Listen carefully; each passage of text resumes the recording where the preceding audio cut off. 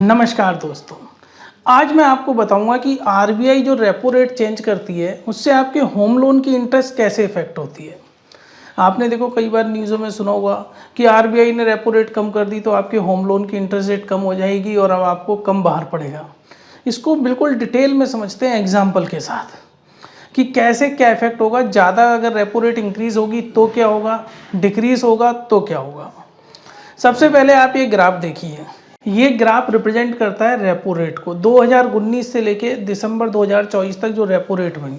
आप देख सकते हो आरबीआई ने कभी रेपो रेट घटाई कभी बढ़ाई, तो इस तरीके से ये चलता रहता है। अब आरबीआई ने क्या किया, आरबीआई ने एक नई गाइडलाइन लेकर आया था कि जितने भी जो होम लोन है उनका जो इंटरेस्ट रेट है वो रेपो रेट से डायरेक्टली लिंक होना चाहिए। उससे क्या होगा कि अगर आरबीआई ने रेपो रेट डिक्रीज करी है तो इसका बेनिफिट एक आम जनता को होना चाहिए, और अगर इंक्रीज करी है किसी कारणवश तो उसका भार भी हर किसी पे पड़ना चाहिए। अब हम समझ लेते हैं कि रेपो रेट और होम लोन में कैसे इंटरेस्ट है। सबसे पहले मैं एग्जांपल देता हूँ स्टेट बैंक ऑफ इंडिया का। अगर आप स्टेट बैंक ऑफ इंडिया की वेबसाइट पे जाके देखोगे होम लोन की रेट कैसे लिंक है तो कुछ आपको इस तरह का वो दिखेगा। ये मैंने स्टेट बैंक ऑफ इंडिया की वेबसाइट से लिया है। अब आप इसमें देख सकते हो जितनी भी रेट ऑफ इंटरेस्ट है वो ईबीएलआर से लिंक है, एक्सटर्नल बेंचमार्क रेट। अब जो ईबीआर जो जो एसबीआई कैलकुलेट करता है वो करता है रेपो रेट प्लस 2.65। तो इस तरीके से ये आपका ईबीएलआर कैलकुलेट होता है। तो इसका ये मतलब हो गया अगर रेपो रेट 0.25 से डिक्रीज हुई तो मेरी इंटरेस्ट रेट होम लोन पर भी 0.25 से डिक्रीज होगी। और जब जब आरबीआई रीसेट करेगा, जब जब बैंक को रीसेट करनी पड़ेगी। अब जैसे SBI home loan interest rate अगर आज बात करेंगे ईबीआर से लिंक है। आप हमेशा बस ये समझिए रेपो रेट प्लस 2.65, मतलब रेपो रेट वेरी हो सकती है। अगर आरबीआई ने डिक्रीज करी इंक्रीज करी तो वो बराबर वही की वही रहेगी। इस तरीके से ये काम करेगा। अब मान के चलिए कि आपकी होम लोन पर रेट ऑफ इंटरेस्ट 9.10 चल रही थी मार्च 2025 में। अब आरबीआई ने रेपो रेट रिड्यूस कर दी 0.25 से, तो आपकी जो नई इंटरेस्ट रेट है वो 8.85 के मानी जाएगी। मतलब सिस्टम ऑटोमेटिकली 8.85 आपकी इंटरेस्ट रेट लागू कर देगा आपके होम लोन पर। अब हम केस स्टडी करके देख लेते हैं। एक बार केस स्टडी करते हैं कि होम लोन में अगर interest rate repo rate increase हुई तो क्या होगा, एक बार अगर डिक्रीज हुई तो क्या होगा। सबसे पहले हम ये मान के चलते हैं रेपो रेट अगर आरबीआई ने 0.25 बेसिस पॉइंट 0.25% से अगर डिक्रीज करी तो क्या होगा। देखिए सबसे पहले मैं एग्जांपल लेके एग्जांपल को समझ लीजिए। मैंने एग्जांपल लिया है, अगर 40 लाख का लोन चल रहा है 8% की इंटरेस्ट रेट से 300 महीने, मतलब 25 साल अगर यदि टेन्योर है और उसकी ईएमआई 30,872 रुपये आप पेमेंट कर रहे हो। अब रिजर्व बैंक ऑफ इंडिया ने रेपो रेट 0.25 से डिक्रीज कर दी। मैंने ये जो एक्सेल शीट बनाई है ये मैं सबसे आखिरी में आपको बताऊंगा कि इसके कैलकुलेशन आप खुद कैसे बना पाएंगे, डेमो के साथ बताऊंगा एक्सेल शीट में। अभी आप ये मान के चलिए कि एक्सेल शीट बन चुकी है और उसके जो कैलकुलेशंस हैं उनका फाइनल मैं आपको बता रहा हूँ। अब देखिए ये मैंने एक्सेल शीट उस हिसाब से बनाई है। प्रिंसिपल, इंटरेस्ट, ईएमआई जा रही है, रिमेनिंग बैलेंस कितना बचता है, ठीक है। अब मान को चलो कि अगर यदि आपने टेन्योर डिक्रीज करवा लिया, टेन्योर डिक्रीज करवाने का मतलब हो गया आपने बैंक से कहा कि भाई आपकी इंटरेस्ट रेट कम हुई है, आप मेरी ईएमआई कम मत करो, ईएमआई जो मैं पेमेंट कर रहा हूँ वही की वही पेमेंट करूँगा। तो होगा क्या इससे, जो लोन आपका 300 महीने में बंद होना था वो 281वें महीने में बंद हो जाता है। दूसरा, टोटल इंटरेस्ट जो आपको पेमेंट करना पड़ रहा है 40 लाख के लोन पर वो है 46,92,931 रुपये। अब आप समझ में आ गए। अब दूसरा केस, आपने बैंक से बोला है कि आप मेरी ईएमआई डिक्रीज कर दो जितने रेट ऑफ इंटरेस्ट से मेरा वो है, ताकि मेरा टेन्योर सेम रहे और मुझे कम ईएमआई में पेमेंट करना पड़े। तो बैंक ने आपकी ईएमआई डिक्रीज कर दी, तो आपको जो टोटल इंटरेस्ट देना पड़ा 300 महीने में वो देना पड़ा 50,64,037 रुपये। जो डिफरेंस आया वो आया 3,71,106 रुपये का। अगर आप ईएमआई अपनी डिक्रीज करवाते हो तो आपको नुकसान होता है। आपको बैंक को जो टोटल ब्याज देना पड़ रहा है वो 3,71,106 रुपये एडिशनल देना पड़ रहा है।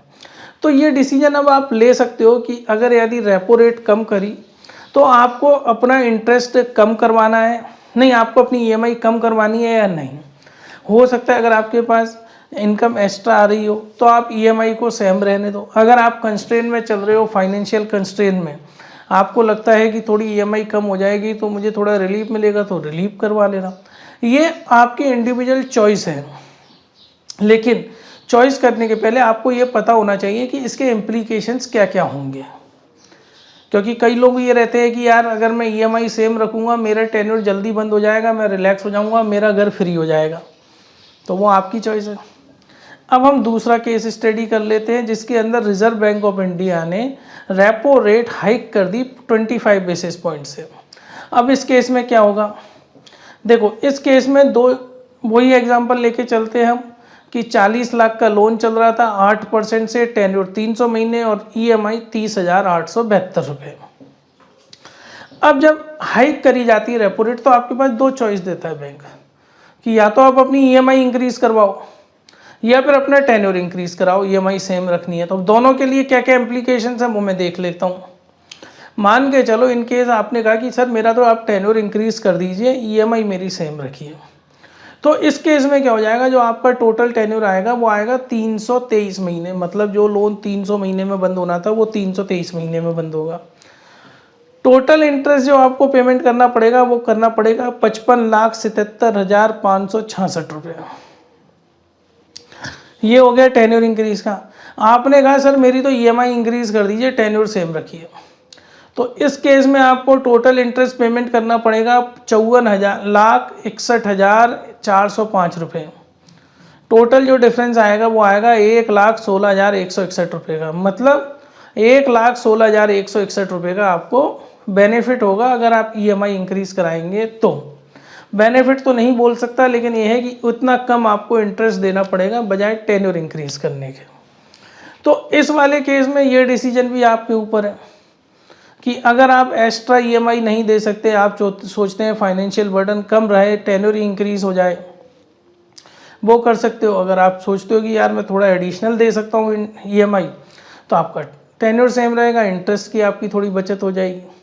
ये डिसीजन भी इंडिविजुअल पर्सन टू पर्सन अपनी सारी इम्प्लीकेशन सब कुछ देखने के बाद लेना चाहिए कि आपको क्या सूट करता है। अननेसेसरी किसी और के बहकावे में आके, किसी और के बात में आके ये चीज़ें ना करी जाएं।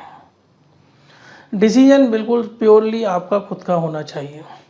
फ्रेंड्स आप ये देखिए, ये मैंने एक एक्सेल शीट बनाई है, बिल्कुल सिंपल है एक्सेल शीट। इसके अंदर प्रिंसिपल अमाउंट, इंटरेस्ट मैंने सिंपल इंटरेस्ट का जो फार्मूला होता है उससे कैलकुलेट करा है, ईएमआई ये है, रिमेनिंग बैलेंस ये है। अगर आप इस एक्सेल शीट को देखोगे तो प्रिंसिपल अमाउंट आपका रिड्यूस होता जा रहा है, होता जा रहा है, और तब आप बिल्कुल एंड में पहुंच जाएंगे, 300 महीने होने होंगे तो आपका जो टोटल जो बैलेंस बचेगा वो 617 रुपये बचेगा। मतलब 300 साल में आपका लोन, 300 महीने में आपका लोन क्लोज हो रहा है। अब हम बात कर लेते हैं कि अगर रेपो रेट इंक्रीज़ करिए 0.25% से, तो आप यहाँ देख सकते हैं जो हमारी जो इंटरेस्ट रेट है वो 8.25 हो गई, और उसके ज़रिए अपन ने ये कैलकुलेशन कर ली है। अब मैं आपको बता दूँ कैसे करें कैलकुलेशन, अगर यदि आप देखना चाहते हैं। आपने ये देखा, यहाँ पर आके इक्वल टू कर दोगे, ये आपका प्रिंसिपल अमाउंट है इंटू 8.25 जो आपकी इंटरेस्ट रेट है इंटू 1, ठीक है। ये सब करके इसको डिवाइड कर दिया जाए 100 इंटू 12 वाला फार्मूला आपको यहाँ पे लगा देना है। फिर यहाँ पर 2 बार क्लिक करेंगे आप तो वो ऑटोमेटिकली ये वाली चीज़ आ जाएगी।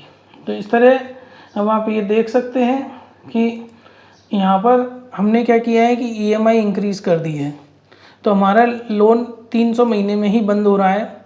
आप देख सकते हैं पहले ईएमआई 30,872 रुपये थी, अब 31,538 रुपये है। तो इस तरीके से हमने ईएमआई इंक्रीज़ करी तो हमारा टेन्योर सेम रहा।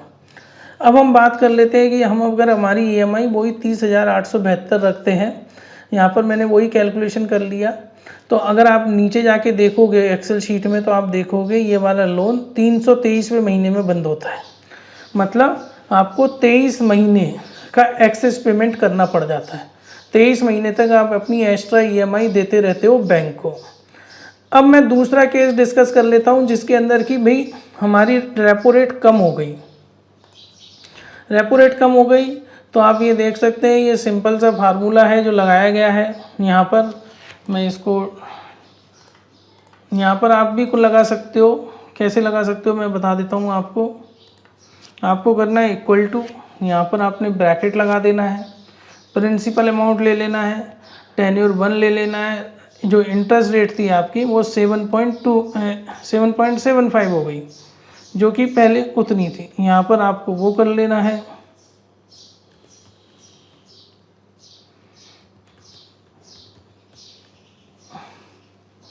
इस तरीके से ये आपकी इंटरेस्ट रेट आ गई। यहाँ पर आप 2 बार क्लिक करोगे तो ऑटोमेटिकली नीचे तक पहुँच जाएगा।